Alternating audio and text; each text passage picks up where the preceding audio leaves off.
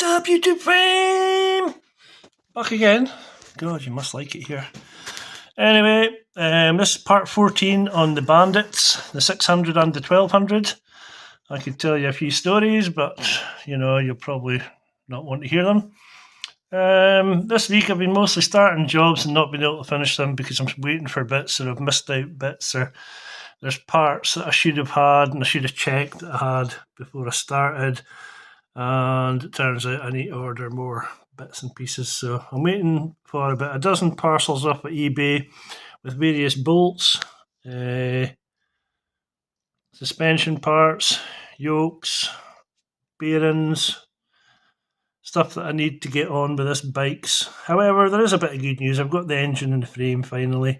I haven't got the chassis rolling though because I'm waiting for like chain sliders. I don't have any chain sliders that fit, stuff like that. However, you'll see it in the video. It's not a great video this week. There's not a lot happening, to be honest. I started painting my Hayabusa. I'm not putting it in this video. I'm putting it in a separate one for bike painting because I made a bit of a colossal arse of it, to be honest. And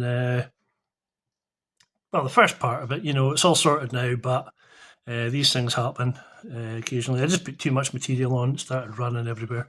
But you can look at that in the other video when I put it up. But I'm not putting it up until the entire paint job's finished. And all I've done so far is put down a base coat white. Weather has been pretty horrendous the last weekend here in Scotland, so that's kind of precluded getting a lot of stuff done as well, you know. And but it's mostly just waiting for waiting for parts, waiting for bolts, waiting for bits, and a few issues with my yokes, and so that was sort of stopping me from getting the front end on the 600. A few issues with chain sliders. I can't put the back ends of the shocks in either bike, and I'm still waiting for the decals from my 600 paint job, which I'm getting a bit hacked off about because that's been 2 weeks now, nearly. I've been waiting for him to get back to me with a price and a first draft to show me what they look like, you know. So if you're relying on people like that for, you know, your business, if it's a business and had a customer waiting, I'd imagine he'd be getting pretty pissed off as well. But I'll give him till the end of the week. If he doesn't come up with them at the end of the week, I'll be going elsewhere. Simple as that, I'm afraid. These people get so many chances, but they're short-staffed, and this isn't my problem. You know, either get more staff or work overtime. That's what I used to do when I ran a business. Anyway, enough moaning from me. Let's watch the video. Get yourself a cup of tea. Sit back and relax and enjoy. Right, I used the last of the Raptor to do these yokes, and they turned out pretty nice. I did the risers as well, but I haven't put them on yet. What I forgot to do was take the masking out the insides of the forks, and it's chipped in a couple of places around the edge. But we'll live with it. I've no choice because I've no more Raptor left anyway. The bottoms, this has got a mark in the front of it here, which is a bit of a bummer. Same here. I've no idea how that happened. It might have fallen over or something while I was painting it and I never noticed, but well, that's what happens. You need to set these things up properly, you know. I might try and give that a sand, but I suspect if I do, I'll make a arse of it because it's got like a outer shell on it now, you know. And that masking tape is not easy to get off, which is why you need to take it off within half an hour. Okay, so if you ever Raptor coat anything, make sure you do that. Bearings have arrived for the headstock, hurrah. What else arrived today? Oh, my rear sprocket for my 600. So that's good news. And also my mudguard from Tony Bloke. Thank you, Tony. It's ready for some primer. And it's going yellow with the rest of the yellow stuff for the 600. But in the meantime, I'm going to get these bearings greased up, stick them on the yoke stem, and then we'll maybe get this frame, the School Bandit frame, together at last. Day one of the rebuild has commenced. If you're doing this, put something down. You don't want to be scraping the bottom of your freshly painted frame, okay? I've cleaned up the cups. They're looking fine. I'm just going to reuse them, to be honest. And I'll stick the new bearings onto the yoke. Then we'll get it fitted. That'll be the front part. I've also got the forks inside. I'm wondering whether to put the engine in first, to be honest. I think that might be easier. Because I'll be able to manhandle the frame over it, if that makes sense. I'll go and see if I can find all the engine mounts. Just rummaging through my box of old spindles and axles and whatnot to see if we get anything that's going to fit, because obviously the slab side ones, they're all way too long, or the wrong sizes, wrong lengths, etc. for this. But so far I've struck lucky. I found one top mount, I found a bottom mount, but I've obviously used it to batter something in at some point, so the threads in the end are knackered, so I'm going to just grind it back because there's enough on it that it'll fit and it'll still thread up. So I've maybe got about, 2 or 3 mil take off the end. I'll either cut it or grind it, and then I'll just stick it in place. But what I'm going to do with this, instead of putting the front and back end on and then putting the engine in, I'm going to put the engine on the ground and then lower the frame over it, and then stick the spindles in, flip the frame back up, put in the back end, swing arm, wheel, etc., and then stick the front end in last, and then it'll be a roller. So that's the plan anyway. So I'm away to grind the head off of this bolt and see if I can tidy it up enough that I'll get in that one. Any health and safety professionals watching this, I've just left my grinder there in the meantime to rest. But if I was to use it, which I wouldn't because that'd be extremely dangerous, I would chamfer the end of the bolt like this on it, whilst it was running. I wouldn't do that because that'd be dangerous. So as you can see, I've cut back the end of it. I've just put a slight chamfer on it, so we'll go and see if we can get a nut on it. We should be able to. There's a couple of damaged threads further down there, but I don't have a tap big enough to run through it to sort it out. So I'll stick a bolt on, a nut on, fucking sakes. I'll stick a nut on and we'll see if it's going to take. I'm sure it will be alright. So, oh yeah, that looks good. I like the matte against the gloss of the paintwork. Everybody does this once they're painted. Anybody says they don't, it's lying. So I like that. I think the green silver goes well with the matte. What do you reckon? Yes or no? Sexy. I'm going to have to admit defeat with this at the moment because I need to get this engine out. This engine here is getting covered in dust, the one that I painted. That's disgraceful, isn't it? All that shite on there. And it was looking so good. Anyway, I'll need some help to get that outside, get it on its side, and then I'll probably use that cushion actually underneath it, and then lower the frame onto it. I also need to order up some proper sized bolts for the frame cradle, because the ones that I've got, they're too small. But we'll get that ordered just now. Get them measured up and ordered. I'll see if I can use some of these. I've got a load of bolts in there from the slab side that are stainless. I don't know what size they are or length they are, but if they fit I'll use them. And in the meantime I'll stick these intake rubbers that I put in winter green, make them nice and flexy. I'll put them on the engine so that I don't have to fiddle about with it once it's in the frame. The less fiddling about you need to do in the frame, the better. I'll get the carbs. I'll not be putting the carbs on, like obviously. I'll put the carbs on once the engine's in the frame. And I'll also put the front engine mount. I'll put that on before I put the engine in, probably. I'm not sure which way it's meant to go, but I'll have a look in the manual and see what they recommend. Because this is the first band that I've built. But I'll say one thing about them. They're really easy to take apart and work on. You know, even that old 600 there. They're really easy to take apart and do whatever you want to do on. But I bought a shock for this one. It's ordered and it's on its way. It's a K7000 GSXR shock. I'm not quite sure how I'm going to resolve this pipe issue. I tried pulling it out, but I really don't want to bend it. I'll need to put some more heat onto the pipe, see if I can bend it out that way to clear the swing arm. Or failing that, I've got another link pipe or two inside. I'm not sure what size that is. I've not even checked any of the measurements yet to see if they'll fit. But if they do, I'll see if I can use maybe another one of them. Just to clear the swing arm, you know. That's intake rubbers onto the engine, so that's one less job to do. I'm not sure if I'm going to put side casings on. What I will do is I'll put a sheet down so that I don't get any crap inside those casings or inside the clutch when I come to put the engine in, or the other side for that matter. And that should suffice. And then once I get the engine into the frame and bolted in place, then I'll stick the covers on, because there's just more chance of damaging them or scratching them or scraping them whilst you're trying to get the engines into frames and such like, So we'll sort. Well, we've got a replacement for the pogo stick in the 600. This has come via old school grey 711. Thanks very much, pal. Arrived today. It's a GSXR 1000 K7 shock, and it's 315mm centre to centre, which is pretty much bang on. The Bandit one's about 308, I think, so slightly longer, but of the modern alternatives, it's the closest. A lot of them are up to 330mm, so you really don't want that. That would cause a lot of issues. So now I just need to get rid of the shock that I bought in mistake that doesn't have the forked end in it.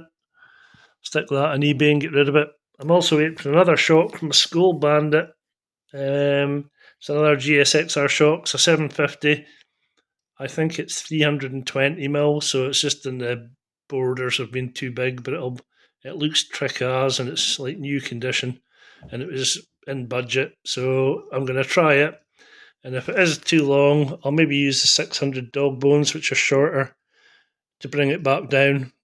But we'll see. We'll see what it is when it arrives. So that's today's progress. What else have I done today? I polished the screen for the 600, sanded it down, 2000 grit, 1500 grit, 2000 grit, 3000 grit, or 2500, I can't remember, some round about there.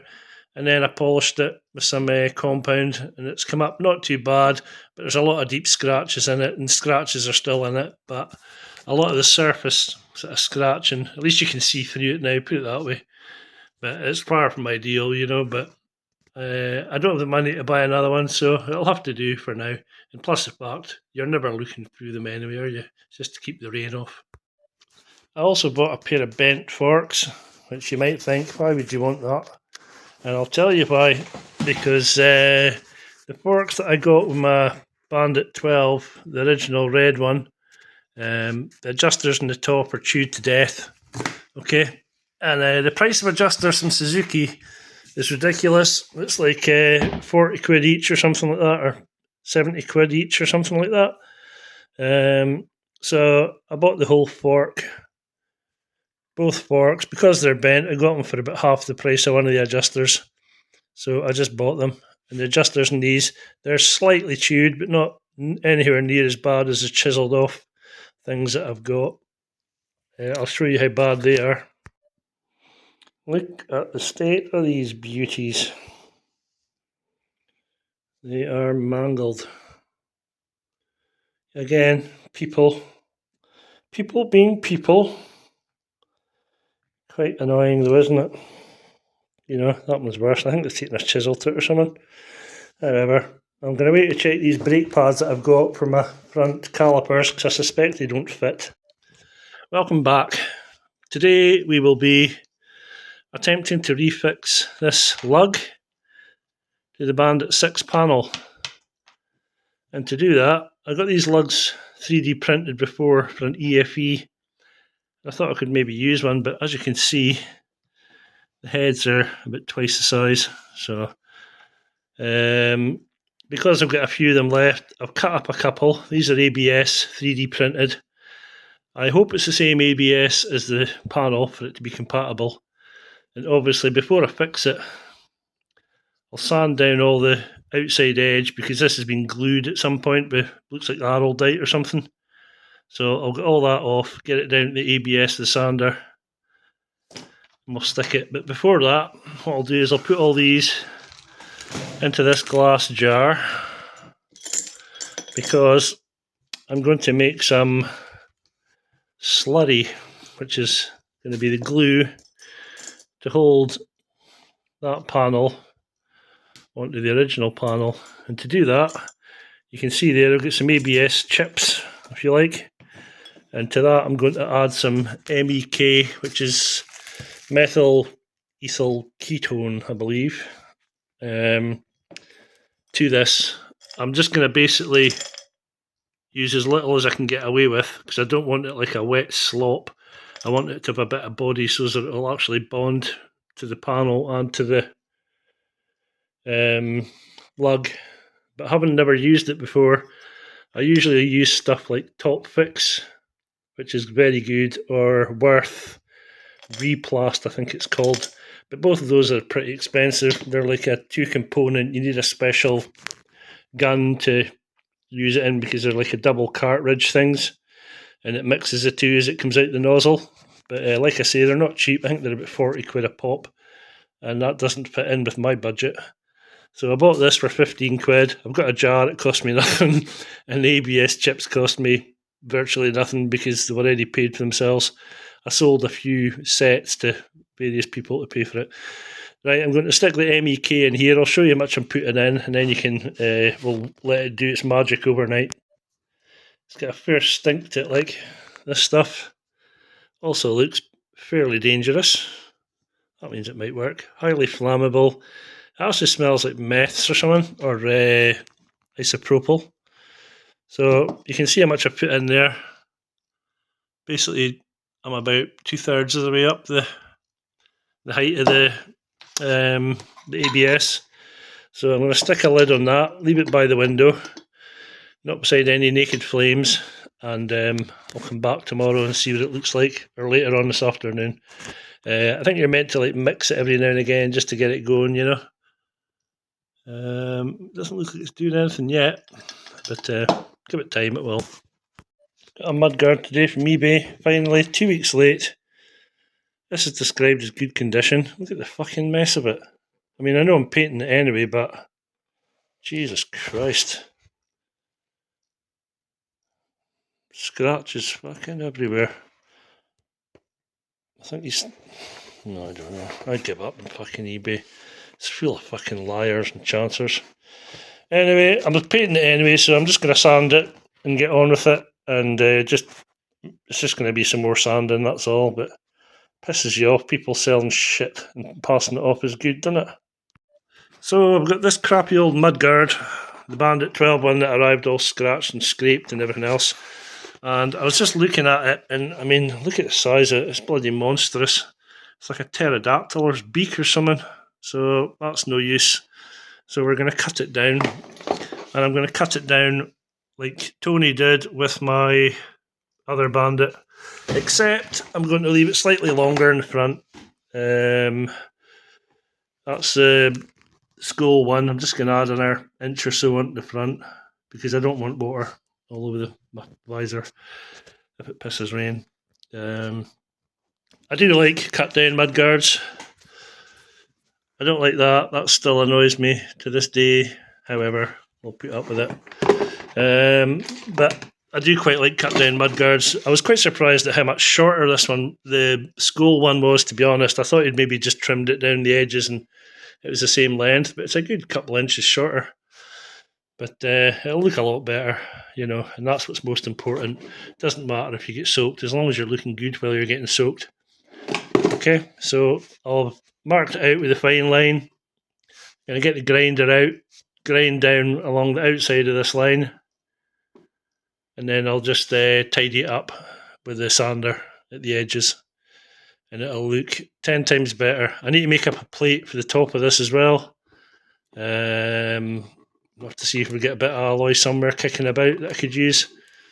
And we'll give that a bash. So that's the plan. Cut down, look cool, extra chip shop points, and it'll also look sexier. So like I said, this is what we used to do back in the day, shorten mudguards. This is how much I've chopped off. That's off the front. And that's off the sides. Quite a bit, isn't it? Really, but let's face it, mudguard looks much better like that. So what I did was I cut around the edges, used a cutting disc to go around the edges the other side of the tape, and then I used a flap disc, which is one of these, just to tidy up the edge from know if that'll pick up or not. And now there's still a few little bits hanging on. What I'll do next is I'll get some sandpaper, probably some 120, and I'll round this corner, this edge. Yeah, right, both sides, and it'll just look much better.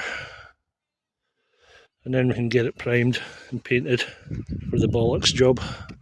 Yahoo! Haven't found any alloy yet. I'll have an hour look in my pile of crap. I honestly don't think I have any. I might have to order a bit, heaven forbid, more expense, hey ho. And I need a bit for the underside as well, so joys. Right, quick update. I've got my front wheel and my forks together. This is for the skull bandit, if you like. This is the yokes I'll be using on the skull. They've been coated with, what the hell's the name of that stuff? That'll come back to me. And I've got a couple of shocks. One on the right's 1000 K7, one on the left's 750 K7. The one on the left with the blue adjusters, it's going on the skull bike. The yellow one is going on the 600. So that lights are going on the skull bike. That's all for the skull bike. This is an R1 wheel, it's for sale if anybody wants it. This is the back end of the skull bike. Caliper sorted out. I'm still waiting for some stainless bolts to put the caliper halves back together before I stick it on there. I've got the shock for it now. I've got a pair of tie rods coming. Dog bones, whatever you want to call them. This is a shock I bought by mistake. It's getting sold. It's off a K9 or a LO or whatever model GSX-R 1000. If anybody's looking for one, hit me up. I'll do you a good deal on it. It's mint. And I've also got all the rest of the bits here for both bikes, pretty much. There's sprockets, chains, blah blah blah. And I also painted the yellow mudguard today, so that's to go with the rest of that stuff. So over there, the tank, fairing panels over there. The rest of the stuff's from my Busa, just ignore it. Now I'll go outside and I'll show you what I'm doing for the 600. Right, here's a 600 looking a bit sorry for itself. I've figured out that the exhaust will clear the swing arm. I can undo the bolt at the joint and pull it, turn the pipe around effectively, and then put this on the front. I need to take this back end out again because I need to change the sprocket. Also need to clean that wheel up. And I forgot to put the chain slider at the front of the swinging arm, like a dick. But I also have to change the shock out because the blue shocker is not doing it. It's like a spring basically. So I'll need to get in here as well. I'll have to trim back a bit of this box for the reservoir for the other shock. But I'll do that once I get the shock into place. I can mark it out what I'm doing. We've had horrendous winds and all that up here the last few days, so this has been soaking. I also changed out the bars. I think I might need to get another one of these because the throttle's sticking in it in the slide. And I've tried slacking in it and playing about with it and all sorts. It's just not happening. I don't know what the story is. I think the actual casting is either twisted or it's been put together wrong at some point in its life and it's actually taken the wrong shape, so that the flipping throttle tube isn't turning in it. So pain in the arse, more expense that I could do without. But hey ho, that's life, innit? So tomorrow, if it's a decent day, I'm getting back into this. Back wheel off, swing arm off. I'll change out the torque arm and I put that torque arm in my skull one. I've got another standard torque arm, in fact that's it there, that I painted. That'll go on there. See a couple of chips in it, but it doesn't matter. The frames get flipping paint missing and all sorts, so it won't make any difference. So I'm still waiting for my decals. The start of the week that they were meant to be done is now turning into the fucking end of the week, That's what happens. I've also had stuff that's been delivered that's wrong. I've had to send it back. Hold ups here, there, and everywhere. But we'll get there. It's just taking longer than I would like because I've got no patience. We'll also get back onto the front end. I've got my steering head bearings, so we can get the 1200 front end in. So that's one thing, I guess. But tomorrow I'm going to do the back end, get it out, get it sorted. I've only got a chain slider for a GSXR 1100. I'm hoping it'll fit. If it doesn't, we're stuffed. I'll have to go and bloody order one and wait another week for it. This is after 24 hours in the MEK methyl ethyl ketone, and it's not fucking doing much. It's not melting anything down. I was going to get that done today as well, but I don't think that's going to happen because it's just fucking, the stuff's not melting. The ABS is not melting. So I've either got Duff ABS or bloody Duff MEK. Not happy. Right, so we're sticking the bearings on today. If you've not done this before, what you want to do is get yourself a bit of tube, heavy duty stuff like this. It's the same diameter as the centre of your bearing. You don't want it hitting this outside edge where my finger's pointing at. You want it hitting the inside edge, the inside section. You don't want it hitting the part that spins if possible. So as you can see, this one's been chamfered and it fits just dandy on there. And the inside, look, you can still spin the bearing so it's not touching the outside the outer bearing. And then give it a few solid whacks with that and it'll go straight on, and it's miles easier than using like punches or any other chisels or whatever the hell some people use, I don't know. But yeah, get yourself a bit of pipe. Go into your engineering shop and just ask them for a pipe, X diameter, inside diameter, X outside diameter, suit your bearings. Most GSXR and Bandits are the same inside, so I use this one for everything. I'd actually lost it and I was using an old stem, but it was catching in the where it gets wider at the bottom. It was catching on that and it was spreading the end of the pipe, so I thought I better stop before it gets stuck. But anyway, that's them on, both yokes. I'm going to take the 600 front end out today. That's my plan if it stays dry. I was going to do the back end, but my chain slider doesn't fit, so I'm having to find another one of them from somewhere in the interweb land. So in the meantime, I put the front end on. That's the plan anyway. Let's see what disasters await. Right, we're back where we were last week. Having got the front end out. Quite simple really. Take the front wheel off, undo the spindle, push it through, slacken the yoke nuts at the sides. Well, I don't need to slacken these actually. What you need to do is a nut on top of here, take that off, undo slacken the top yoke nuts, pull the top yoke off, and then you're left with this. And then use a spanner like that, a C-spanner, this one here, to undo the castellated nuts. You can use a hammer and punch at a push, but you're better with the right tool, it makes life easier. And there we go, one front end off. So I'm going to clean all the crappy old grease out of this, freshly pack it with grease, freshly pack the bearings for the Bandit yokes with grease, and then I'm going to stick the Bandit yokes in. Once I've got the yokes in, I'll put on this front stand. It goes under a hole underneath the yokes and pushes a whole lot up, because that's probably slightly too low for the Bandit 12 forks to fit. So I'll go and wipe all the grease out of this, grease up my other yokes, and I'll come back and we'll stick them in. Wait to grease up this top bearing. I shouldn't really have to tell you, but don't buy the cheap bearings off eBay and crap like that.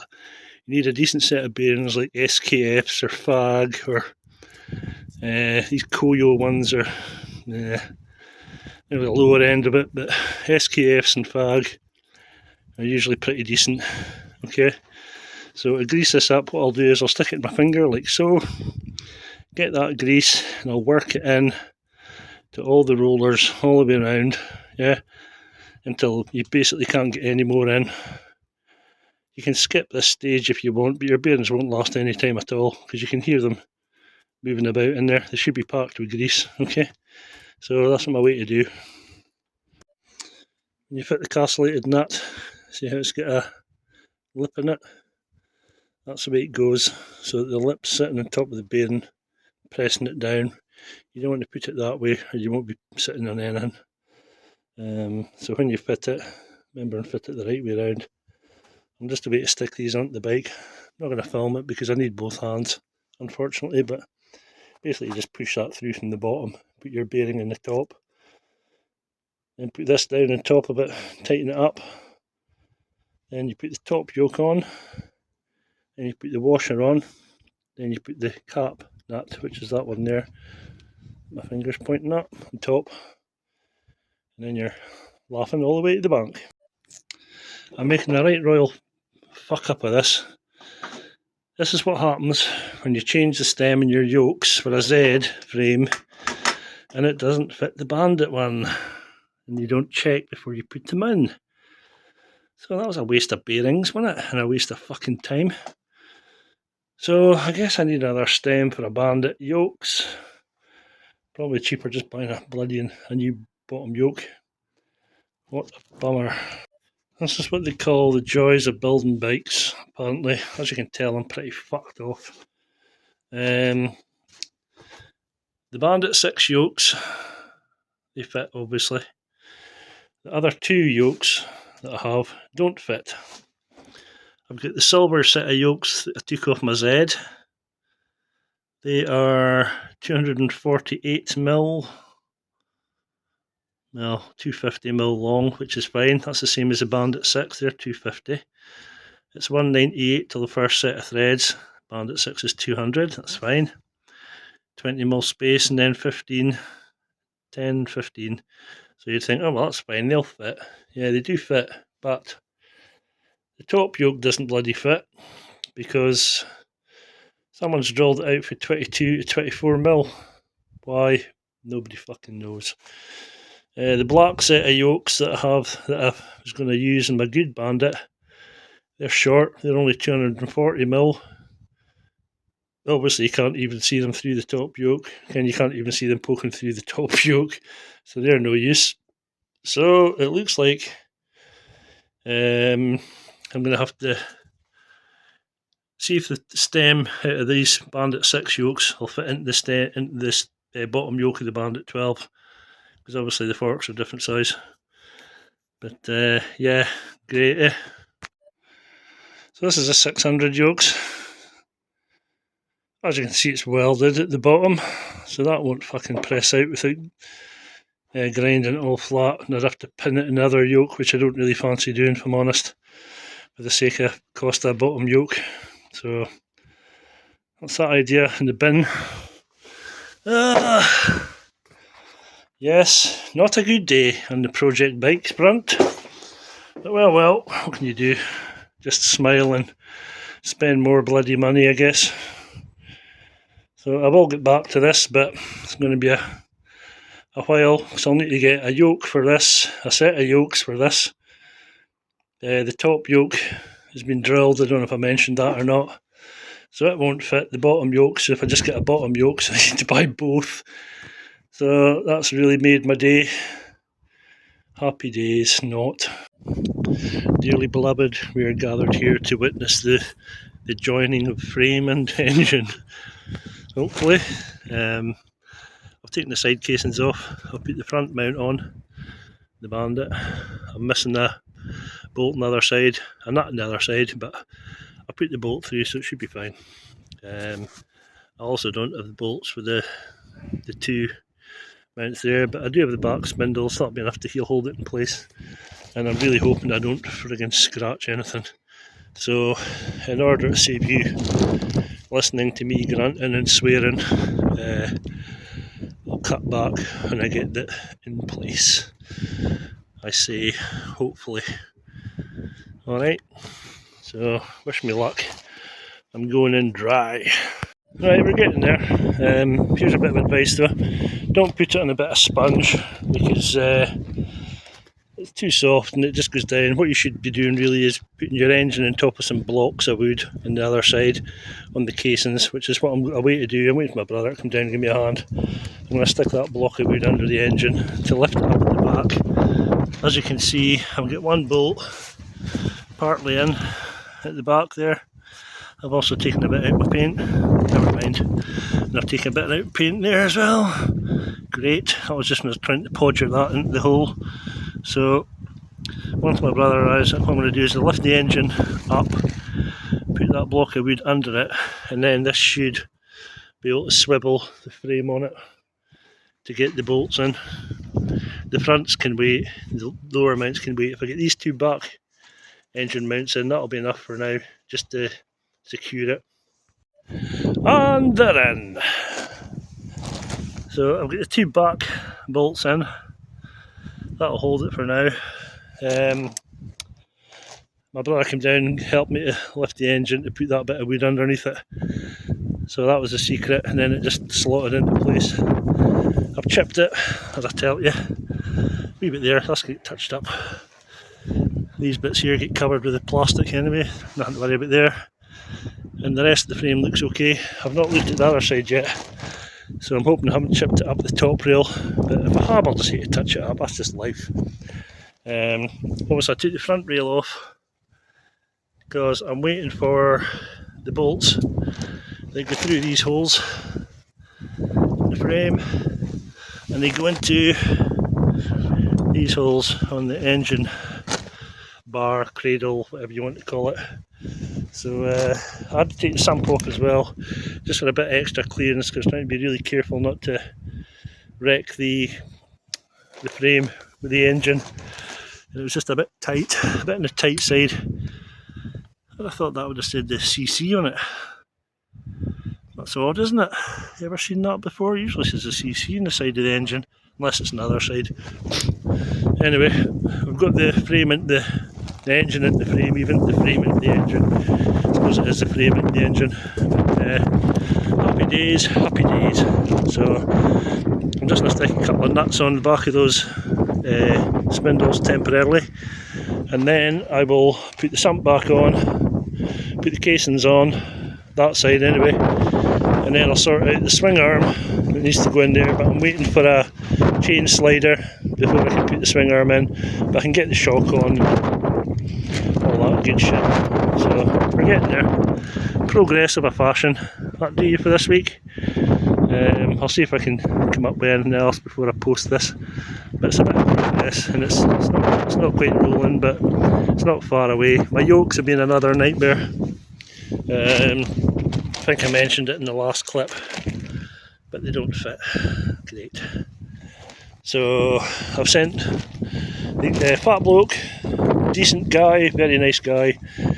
He says send them back and I'll check them out, and if I need to I'll replace the stem in them. So I thought great, but the stem in the ones that he sold me were 10mm shorter than the Bandits 6 stems, so I don't know if there's a difference in the stems or what the story is, but it certainly wasn't a fitting in the headstock. It was too short, so I don't know. We'll wait and see what he comes back with, but I'm sure I'll sort it out, because he's, like I say, he's a decent guy, and there's not many of them left in this world, so that's good enough for me.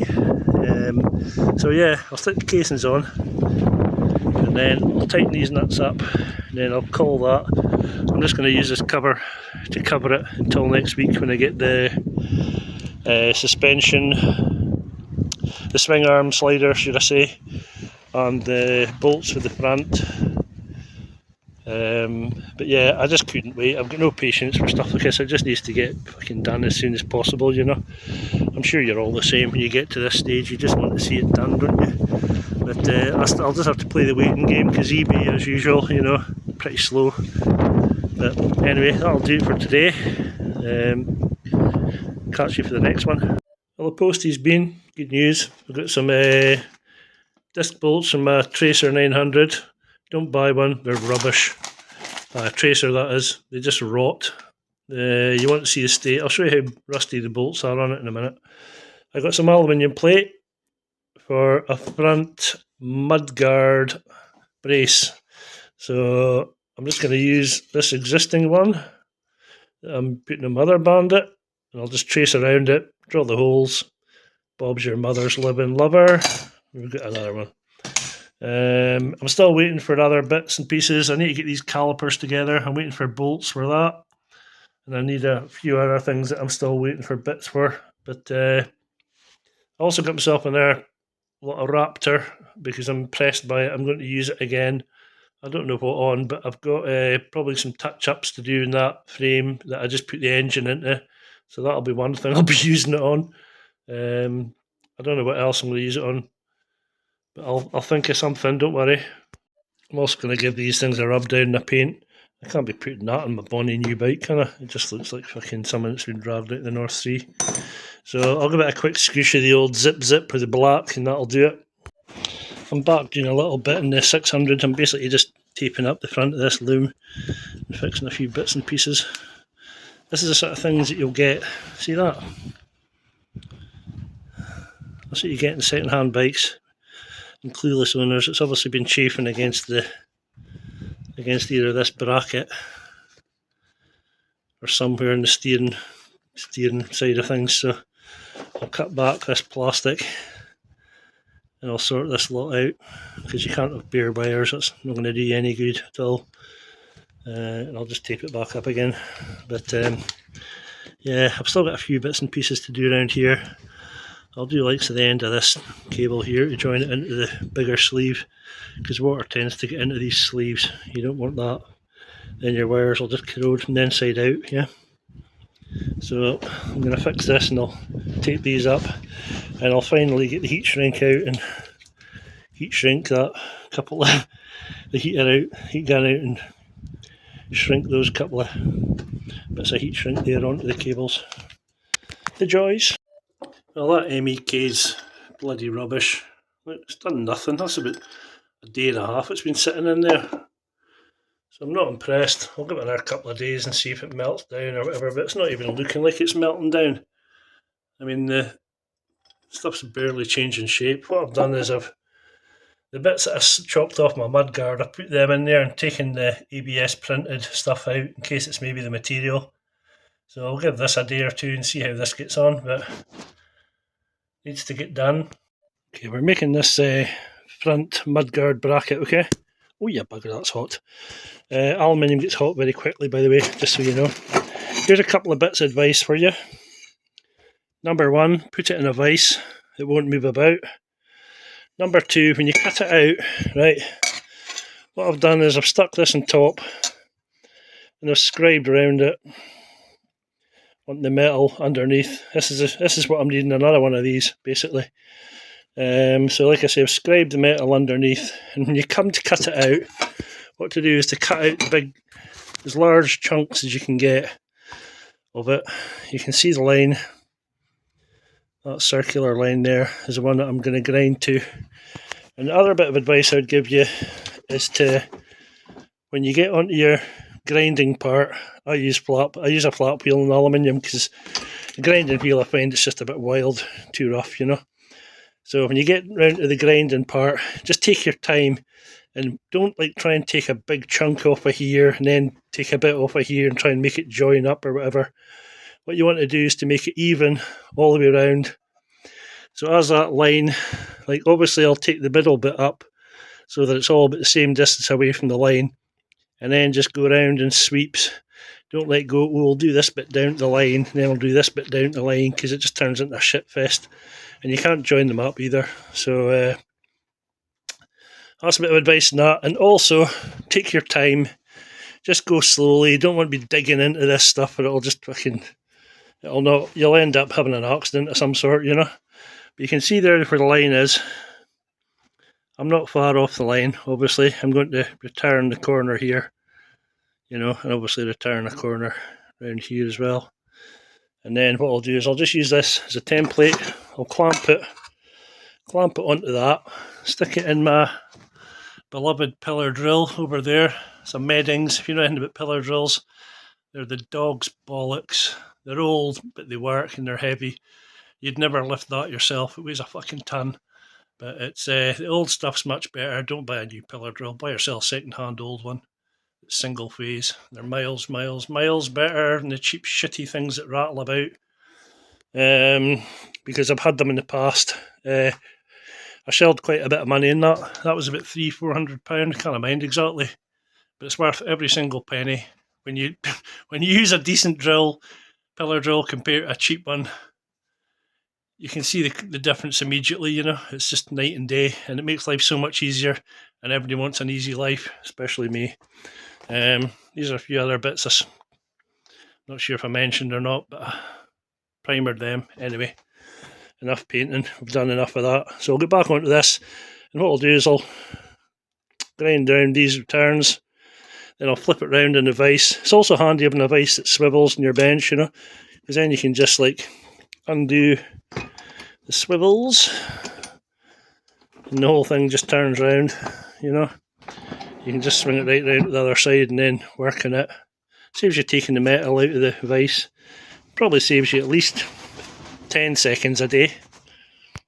So there we go, it's taking shape. I need to round these a bit further obviously, but what I'll do is I'll get a pen, I'll transfer these holes through, and then I'll obviously go down the edge as well. And then we'll trim it down to the edge, same size, drill the holes, and that's another job off the list. Drill the small holes too, that's another job done.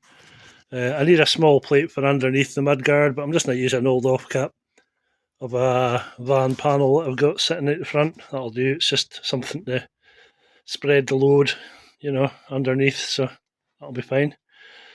So I'll might give you some sort of help, I don't know, or not. But you can see we're almost at the line. You can just see the line there. We're almost at it. So I'll just go real canny. I'll also maybe get something to draw around to get a decent radius on that corners. You can see there the line's almost, we're almost at the line there as well. So we'll get that cap drilled, and that'll be a new mudguard bracket that arrived like this with all the scratches on it. Not too happy about that, but I might just paint it or something, I'm not sure. Or I could just sand it down, a bit of brushed finish or something along that lines, but we'll see.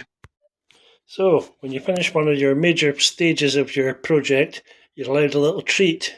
So I've treated myself to what I'd regard as a medium diabetes level Berliner.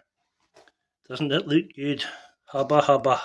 I'm giving these a quick squirt of the finest U-Pol gloss black in a power can.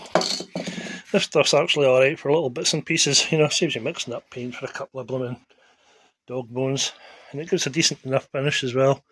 That's just the end of the can though I've got there. Still working on this, not finished it yet. And the bike is sitting outside. Well, both of them are sitting outside. That one's sitting there waiting for the yokes to arrive, and obviously this one here, I've just covered it up for the moment. The engine's in it obviously. I never put the casing on, I put the sump on. I'm just going to leave it until my rear end parts arrive, and then we'll get back on it and I can lift it up. So I got my front mudguard as well for my 600 sent up the road. So I've cut it down because I didn't like the shape of it, and I've painted it already, so it's at the same stage as these are. Still waiting on decals from Imageworks. That's been about 2 weeks now. The guys might be coming up with a design. I'm starting to lose patience a little bit, if I'm honest. But I painted the front mudguard, done a little bit more artwork on it. I call it artwork, you can call it what you like. Pig's ear probably. But yeah, I'm still waiting for Imageworks, so I'm going to phone them tomorrow. I originally phoned them last Tuesday, I believe it was, and it was going to be the end of last week. Then it was going to be the start of this week. Phoned them at the start of this week, and now it's going to be the end of this week. So if it's not here by the end of this week, I'm going elsewhere, because there's only so much I can put up with. If I had deadlines, if this was for a customer or something like that, I'd be pretty hacked off having to wait 2 weeks for some simple decals, But, well, I'll give him till the end of the week, give him a fair crack of the whip. He said he was short-staffed last week. And then again, this week he says he's short-staffed, so he needs to get some more staff, or he'll be losing customers. So that's this week's episode. Like I say, not a huge amount in it, a few bits and pieces. Just that's just the way it goes. Some weeks you're busy, some weeks you're not. And like I said at the start of the video, I spent a bit of time doing the Hayabusa this week, so that's obviously not in this one either. But mostly just hold ups, waiting for parts, or starting jobs and realizing, oh, I need this and oh, I need that. Oh, I've not got one of them, and blah blah blah. I'm not making excuses. That's just the way it is. I'm not very organised. However, the next video, it should be a bit more to see. It should be at least together, the bikes, both of them, with the new front and back ends on them. So that'll be good. And that's about it. So thanks for watching. Appreciate you liking and subscribing to these things. And I'll see you for the next one, where we'll have a bit of progress, hopefully. Okay, thanks a lot. Peace out.